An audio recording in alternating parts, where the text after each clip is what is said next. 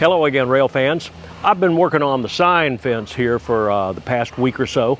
I took down all the signs and I washed the fence with a solution called 30 Seconds Outdoor Cleaner. You get it at Lowe's or Home Depot, any places like that, probably Ace too. Comes in a big spray bottle, and you spray it on the fence or your shed or whatever you got outdoors, and you let it sit there for about a minute. Take a brush and kind of scrub off the algae and the mildew and whatever else is on it, and for just a second, and then you rinse it off and done. I mean, I just got finished doing the last part of the fence here a little while ago, so I really recommend that stuff. It's called 30 Seconds Cleaner. Anyway, that helped that. I put all the signs back up in a little bit better order, I think. Thank you again to David Howard of the Jack's Train Show for that end of track sign. I love that thing. Also, I got a couple of new ones up there. Got the, of course, the Seaboard Airline Nose Herald from my friend David Moore up in Gainesville. I've got my Seaboard System Railroad sign from Vic Lewis in Jacksonville. And I've also got my CSX Transportation sign that I've had for years. I just didn't know it was in my shed. I forgot about it. So I got that thing up. It's not metal. It's made out of that kind of fibrous board stuff. I don't know what CSX made those for. I hope the thing lasts. But anyway, thanks to Mike Sewell for that one. He gave that to me a long time ago, and I've never had a chance to put it up. I didn't even know I had it. So thanks to Mike Sewell. He used to be a train master with CSX and has really hooked me up with a lot of the information on the ways railroads do things, and he's just been a valuable resource to me. Today we're checking up on some construction over in Lakeland and then chasing a few Amtrak trains through Winter Haven. And we'll catch one of the few remaining coal trains running here in Florida. Oof, that was a big surprise. Now it's June, so let's get going before it gets any hotter out here. This railroad underpass has been in service probably since the interstate was put through here in 1959. It's the Atlantic Coastline's Lakeland to High Springs main line, later renamed the Vitis Subdivision, a name it keeps today under CSX. The mostly single-track subdivision connects Lakeland and the A-line to the Seaboard S-line at Vitis Junction. Now, the Florida Department of Transportation and CSX are replacing the old I-4 underpass. The plan is to build a new 400-foot-long bridge across, then demolish the old 250-foot bridge, then build a second 400-foot-long bridge in its place. This will ensure that the railroad is ready for double tracking, and it won't be disrupted for any future widening of I-4, which will surely happen if things continue like they're going now in Central Florida. Building a bridge over an in-service interstate is not easy. You got to do some delicate earth prep while the road underneath remains open to traffic. Here's how they cut into the fill beside the railroad, using sheet steel piles to create a well in which to build an abutment for the new bridge. A lot of skill and engineering brought to bear here. We'll come back to this underpass later on, when the trains are running. When the big railroad tycoons of the 19th century were laying tracks through Florida's Polk County, the 550-odd lakes there had to be a major consideration. When S. Davies Warfield was pushing the Seaboard's Miami extension from Coleman near Wildwood to South Florida, he came right through all these lakes. One of them is Lake Ship in Winter Haven. The Miami extension still runs right along its shoreline, though now the track is called the Auburndale Subdivision of the CSX Jacksonville Division. I found a spot at the dead end of Oren Avenue and waited for daily freight M453. But the radio told me much more than that was coming to town. 98 was not clear, south in the West Lake Wells, 10-3, with a 1 running off. CSX Equipment Defect Detector, milepost 825.5. 11:41 a.m., and here is M453, just hitting the Winter Haven defect detector and rounding the curve at Lake Ship.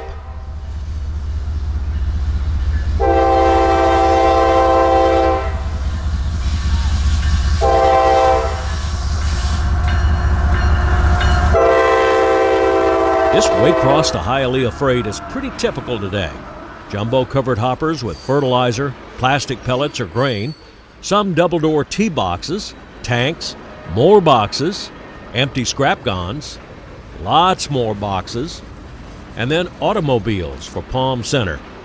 The good side of having a shorter 453 is that at least he would fit in the sidings on the Auburndale Sub, many of which are less than 8,000 feet.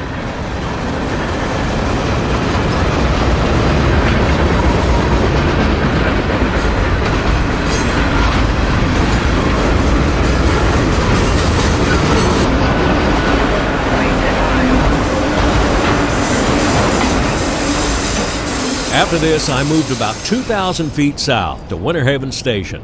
This is the old Seaboard Airline Passenger Depot, a Mediterranean revival structure built in 1925. I just feel 98, engine 321. We have a limited clear, one needed crossing OC main, track 1, running off, over.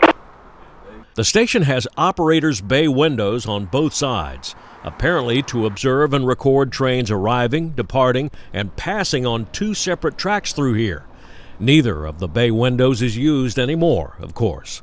12:04, Amtrak 98 arrives in Winter Haven from Miami. He's coming up track 1, which swoops him to the left as it singles up at the Winter Haven signal. I hear the familiar voice of engineer Leroy Yurdy in the cab. Right, 98. We got a medium approach me. 1A, north end. Off this number 1 to the single main, arriving Winter Haven Amtrak station. North over. The approach medium. One in the single main. 453, 869, clear. Long barrel, southbound. The Silver Meteor pulls into Winter Haven with its Siemens ALC-42 locomotive in the lead. Number 321 is one of 125 Siemens locomotives that Amtrak purchased to replace its aging GE Genesis fleet. The ALC-42 makes 4,200 horsepower. I really like Amtrak's new paint job on these engines.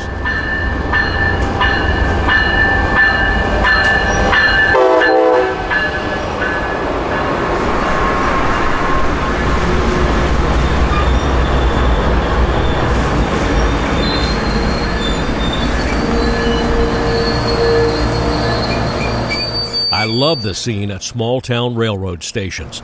Passengers getting off and on, the conductor helping them, and folks waiting to pick up those people. After about 6 minutes, 91 is on its way north. The assistant conductor calls clear in the coaches, the conductor calls out ready to depart, and since there is no signal visible ahead, he calls out the aspect of the last signal they passed. 98 conductor, the engines, platform's clear. Depart here. Previous center location, medium approach, medium over. Here we go there, 98, departing Winter Haven. This makes sure everybody's on the same page regarding authority to move. So they'll be running medium speed until the next signal ahead tells them something different.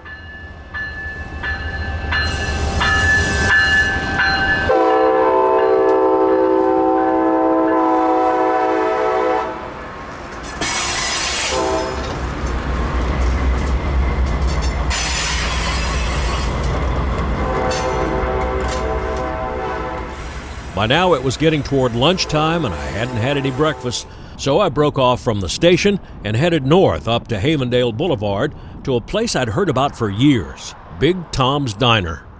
A packed parking lot is always a good sign. Check out this menu, lots and lots of options, every kind of diner food you can think of. I came in hoping for a cheeseburger, but the fish sandwich caught my eye instead. I love places that have all the condiments on the table, all the time. Not only mustard, ketchup, and hot sauce, but also pepper sauce, Heinz 57, and A1 sauce. With the fish sandwich, you get the homemade coleslaw and homemade tartar sauce, and a ridiculously large piece of fish on a brioche bun with lettuce, tomato, pickles, and onions, and crinkle fries, my absolute favorite. The piece of fish was so big I didn't need any of the fixings, including the bun. The fish, fries, and coleslaw were plenty. This lunch with iced tea was $14.32 out the door. Now, in case you've wondered, I always pay for these meals myself. I don't take any freebies. If you're in search of real diner food in Winter Haven, just find Havendale Boulevard and you'll find Big Tom's Diner. After that, I kept moving north toward Auburndale. Another 205491. I heard a local working rock hoppers in the siding at Carter's, but by the time I got there, he was gone. So I eased on toward Lakeland, which was only a few miles away. 91 Amtrak into 181 north, clear south Lakeland, clear to Lakeland connection. Arriving Lakeland. I could hear Amtrak 91 coming into his Lakeland station stop, so I found the nearest crossing I could find, knowing he would only be a few minutes away. B91 Amtrak engine 181 north, clear, that's the Park Spur. It was Interlaken, a neighborhood due south of the McIntosh power plant on US 92. I was here maybe 10 minutes when 91, the southbound Silver Star, came tiptoeing around the curve with 2 GE P-42 DCs still on the job.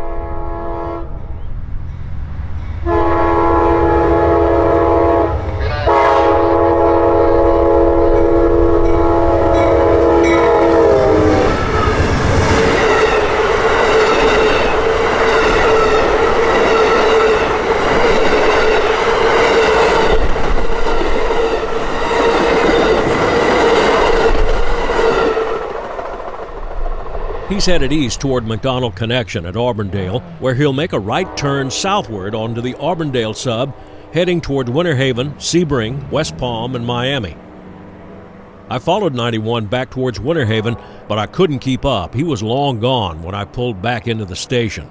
I could hear him as he called the signals he passed on the way into Winter Haven. 91 clear, McDonald connection. And now I could also hear Amtrak 92, the northbound star, coming up out of Westlake, Wales. Track 92-315, limited clear, Juanita, main to 1 north. The two were passing each other on the triple track at Juanita. All right, Kyle, your train look good. Markers working. Have a safe trip in. All right, thanks, Rusty. You too, markers look good. See you out there tomorrow. Just 3 minutes after passing Amtrak 91 down at Juanita, Kyle Myers, in the engineer's seat of Amtrak engine number 315, is bringing number 92 into its Winter Haven stop.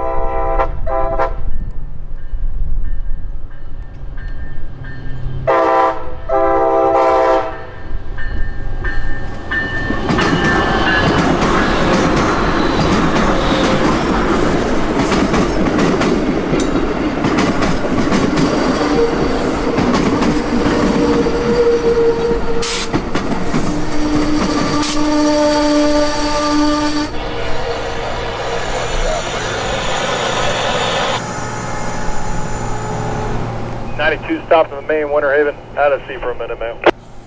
As with 98 this morning and 91 just a few minutes ago, onboard crew members help arriving passengers off the train.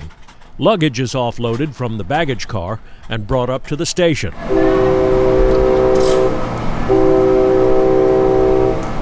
After 2 minutes in the Winter Haven station, Engineer Myers gives 2 big honks on the horn, the traditional signal for "we're moving again," and they slowly pull away.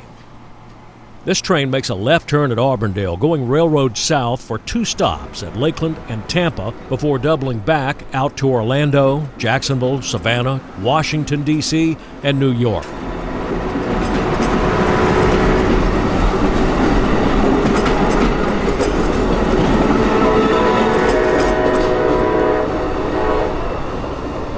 It was a long day out here, and it was nearly 5 o'clock when I wound up back where I started, in North Lakeland, where the Vitis subdivision flies over Interstate 4. The radio reported 2 trains coming to this location now, one from the south and one from the north. The defect detector at Stokes, just a few miles north of here, was announcing the approach of something of pretty decent size. CSX detector, milepost 849.7, no defects. Repeat, no defects. Total axles 458. Detector out. When he appeared, it was the biggest surprise of the day, a 458-axle coal train.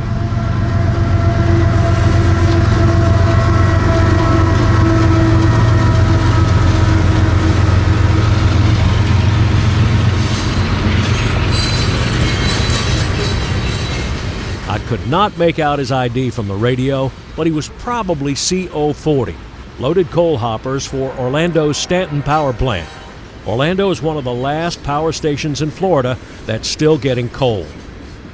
This 20-mile-long Vitis subdivision is a crucial piece of track in CSX's Florida network.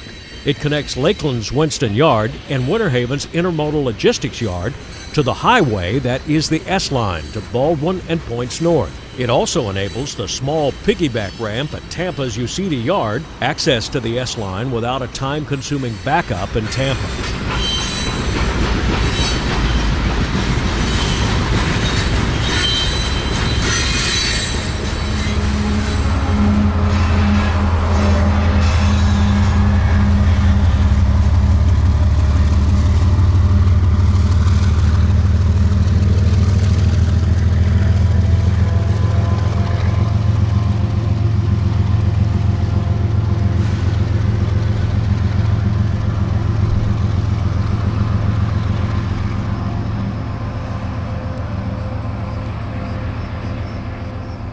When the coal train clears, out comes nightly intermodal traffic from Tampa's Uceda Yard, I-144 to Duval Ramp in Jacksonville.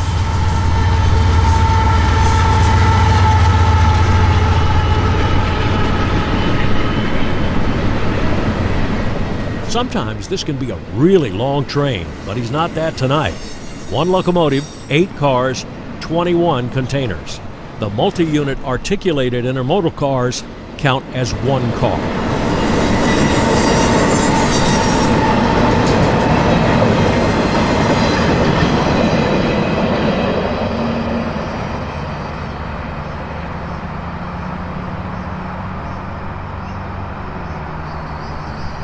Now you can tell those intermodal cars, the single intermodal cars, the cars in between them are called units. There's 5-unit versions, and there are 3-unit versions, I believe. You can tell when those things are multi-unit articulated cars because they've just got 1 truck between them, 2 wheels.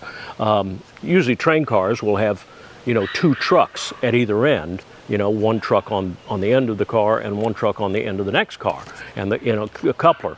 But these articulated cars only have 1 truck in between them. That's how you can tell the difference.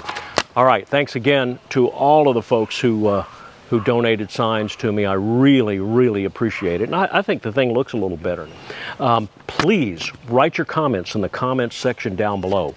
I read them all. I try to reply to as many as I can. Hit the like button if you like this video. Copy the link down there and share it with your friends, your other Railfan friends that you know out there. That really goes a long way. So thank you very much to all of you guys who do that. And let's plan to meet up again somewhere out there on the high iron very soon. Till that time, this is Danny Harmon, out.